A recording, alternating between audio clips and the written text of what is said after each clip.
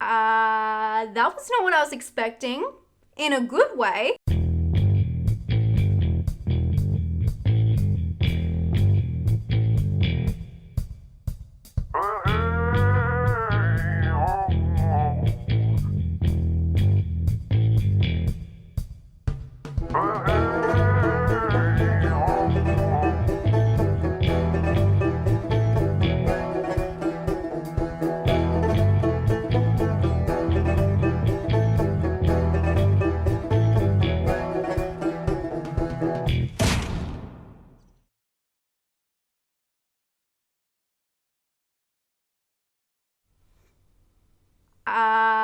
That was not what I was expecting. In a good way. Welcome back to 13 Days of Horror. Today is day 7, which means we're at the halfway mark. This is smack bang in the middle. So I'm very excited to talk to you today about Nightwatch, which I just finished watching. This is a Danish film from 1994, and I was very intrigued by this one, especially the cover. The blurb for it on IMDb, which I look up before I choose these films, said a law student starts working as a night watchman at the Department of Forensic Medicine in Copenhagen. His friend gets him on a game of dare that escalates. I'm not going to read the last line because I feel like it's kind of a spoiler, but even with that blurb that I read, I saw the trailer for this because obviously I put them into the 13 Days of Horror at the start, the little montage I do every year. And for some reason, because this is in a morgue, I assumed it was gonna be spooky dooky, not paranormal, but like, you know, about the dead bodies, which it kind of is, but it's more about a murder mystery. And as by the blurb, you can see this. It is about a guy who gets a job being a night watchman at a morgue, and at the same time, his personal life is in jeopardy because of these dangerous games he's playing with his best friend. Such a crazy crossover with plot lines. Obviously with something so spooky dooky like a morgue, I think that most of it would take place in there, but actually most of the film takes place outside of it.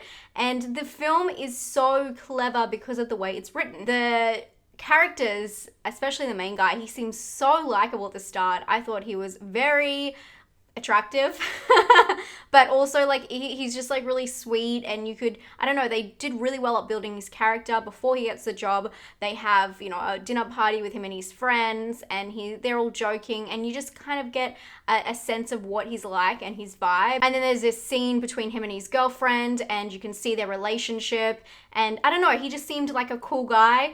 When you get further into the film, you realize what a bad influence, I mean, he does the things too, but a bad influence his friend is. And I can't say too much without spoiling anything, but I just think it was really clever the way it plays with the audiences and their perception of the characters. The characters are just really well fleshed out and written, so you get a full scope of who they are, and so it's so much better as a payoff for a murder mystery. You actually care about the characters, and I have to say, throughout all the films, I need to pull up a list, but throughout all of the films I've watched thus far, I really cared about the main character in this one the most, and I do think that's true.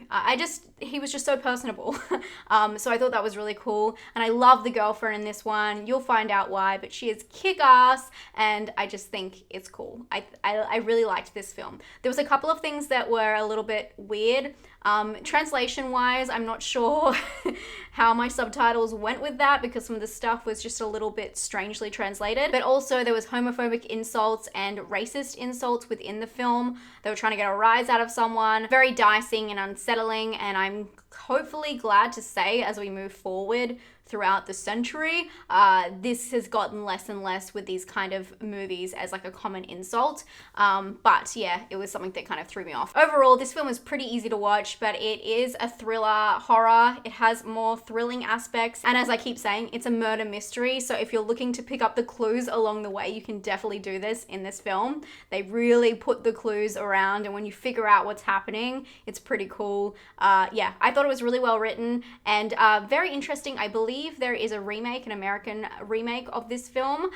So definitely check out the original first. I have not seen the remake, but I would give this one a personal score of 7 out of 10. I really enjoyed it for what it was. I thought it was really clever and different. For scare score, I'm gonna give it a 6 just because of there's like dead bodies and like a little bit of gore. And originality, I'm gonna give it a 6. It is like a normal murder mystery, but I think it's really cool the way they put in this this side plot along with what you thought was gonna happen, like all this spooky dooky stuff in the morgue, especially with the poster. Like, it looks like spooky dooky morgue stuff's gonna happen, but maybe not. I think this is really interesting when we reflect on yesterday's, which was Black Sunday, if you didn't see it, because that was more, my score was based around how beautiful the atmosphere was and how I didn't like the romantic side plot. But in this one, the way they weave the story together and the writing, it just makes it work well. So it's not that I always think it has to have a simple, straightforward storyline and really concentrate on that. It's if the aspects work with the overall picture and intent. And in talking about intent, let's head over to the bullseye and the genre map. Okay, we're back here at our genre map. I have to be really careful where I step because my dog is here. And I don't think it's hard to say where this guy's gonna land today. It might be a bit easy. It might be a bit too easy. Well, it's a murder mystery, guys. So what do we think? I think killer. It has to be bang here in the middle. I'm gonna just put him down here so he's not in front of our friend Coffin Joe. But that has to be probably the easiest one so far. Sorry if it bursts anyone's bubble that there is no paranormal aspect. But yep, it's all killer all the time. Well, you know, during the movie. Now we're here looking at the mark. If you don't know what the mark is, it's basically, did the film achieve what it set out to do? Obviously, this is a conversation that the director can have, but that's why it's interesting as an audience member. What do you think? And you know, this is all for conversation. As I always say, it has nothing really to do with being objective. We're just trying to open and have some good conversation and some good thought process about the film. So as I said, I think that the writing is really good. This is more of a murder mystery, but I don't think it's a murder mystery in the classic sense. I do think that this film, again, like some others we've got here, are a little bit different, a little bit special, and kind of are in their own category. And because of the writing is, I think for this one, so unique. I'm not too sure. What do you guys think? I'm gonna put this guy on a little bit of an outside. I think it was a great film, and I do think that it hit. Do I think it hit intent? Possibly. I don't think it can be misconstrued in the way that it was purposefully made. I'm actually gonna put this guy here. I was thinking I'd put him over here because I don't think it speaks to everyone, but I think that it's actually quite a successful film for what it is. And I did read that in Denmark, it actually outsold Jurassic Park tickets, so it did better than Jurassic Park. So for that, maybe I should put it here.